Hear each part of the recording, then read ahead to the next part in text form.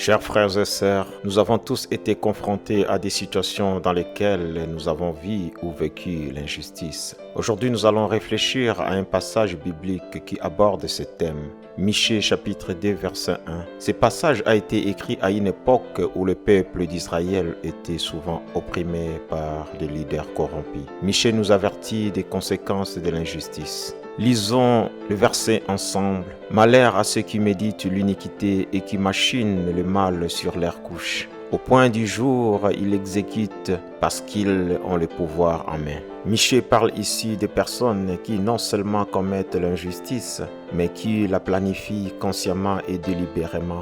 Ces individus utilisent leur pouvoir pour faire du mal aux autres plutôt que pour faire le bien. Cette réalité est malheureusement toujours présente dans notre monde aujourd'hui. Alors, comment ce passage peut-il s'appliquer à nos vies? Il nous appelle à l'auto-examen et à la vigilance. Nous devons nous demander, utilisons-nous notre pouvoir, qu'il soit grand ou petit, pour le bien ou pour le mal?